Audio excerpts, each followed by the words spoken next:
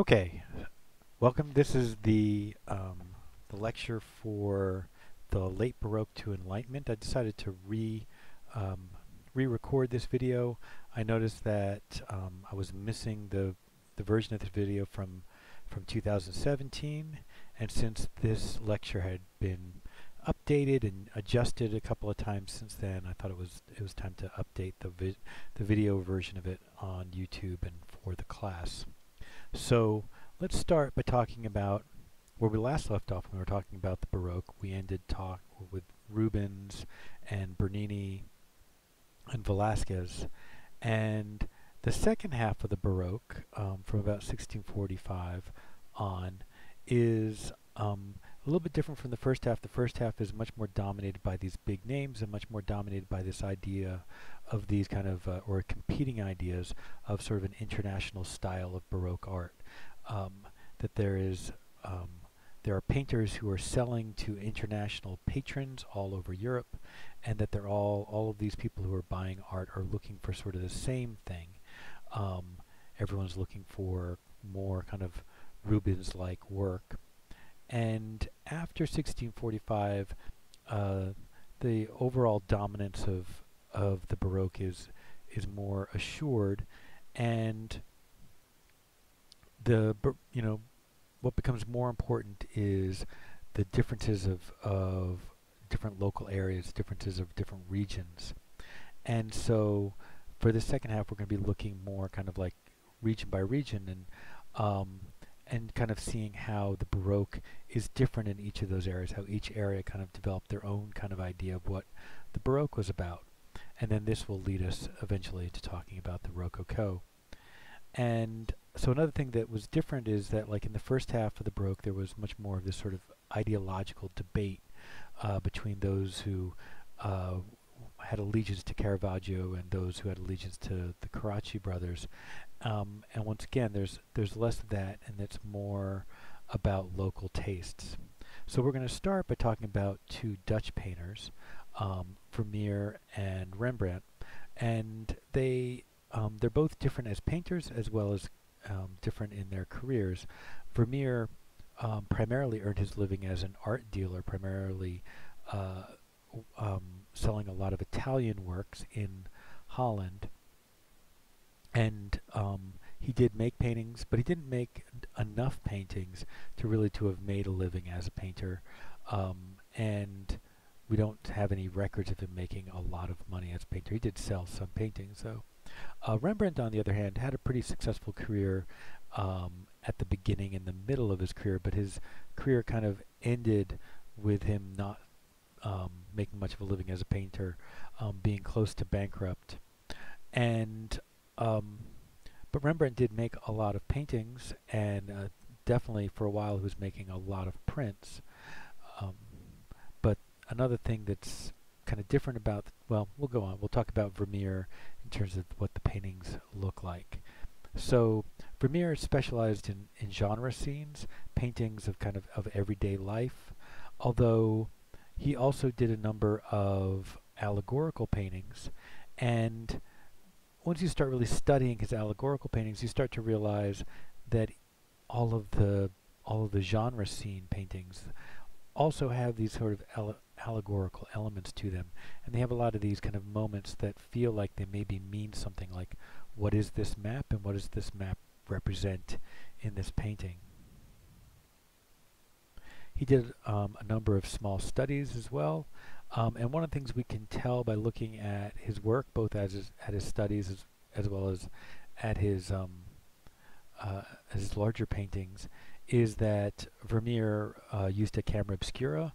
He drew in a very kind of tight manner. He was very kind of, because he's using a camera obscura, has this kind of like almost photographic kind of quality to his drawing and to his paint and shape decisions. And he composed in a very kind of very careful, almost grid-like kind of structure, right? Very unlike many, many Baroque artists. A lot less use of diagonals, a lot more use of grid structures.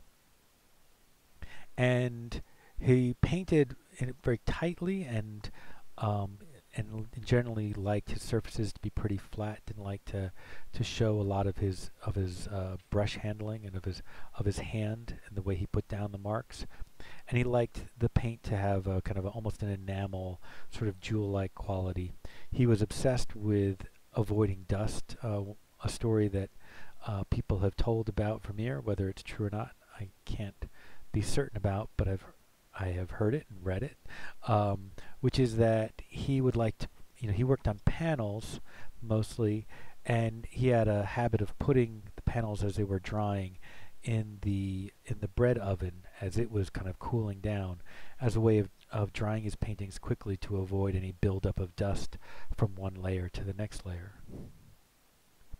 Rembrandt, as I said, had a very different career. He was very successful at some points, but he was never famous on the level of Rubens or a Van Dyck, we'll talk about later. Never had even the type of success that Velázquez had as a court painter. But Rembrandt was quite successful for a while, and he was especially successful with his portrait work, but he did like to do these more kind of ambitious narrative paintings. A lot of times he did paintings that were based on biblical themes. He also had a lot of success doing these sort of group portraits. He was well known for that.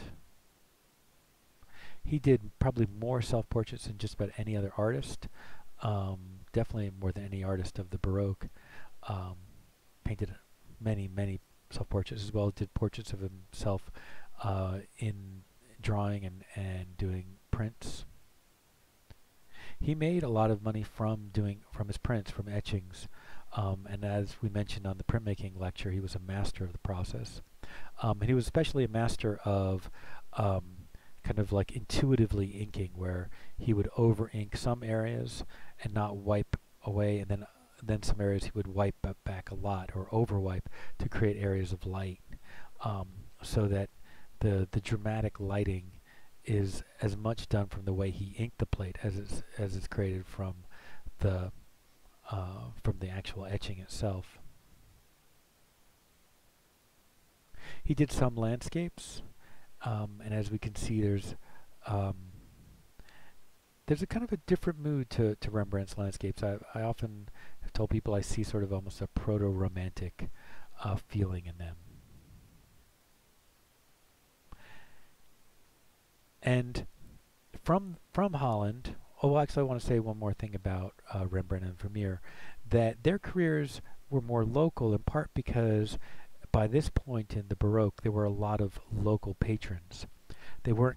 Artists weren't competing for these big international patrons of popes, kings, and Medicis, but rich people who made money in various towns in Holland and in the Netherlands they could afford to buy art as well by this point. And so both Vermeer's career as an art dealer and Rembrandt's career as an artist were dependent on not these big international names of buyers, but just in people, local people. Anthony van Dyck, on the other hand, was definitely pursuing a career more like Rubens. He studied with Rubens. He was an assistant or apprentice to Rubens, and then he went on his own as a portrait painter, and eventually moved to England and found a lot of very wealthy patrons there. And let's end in first part.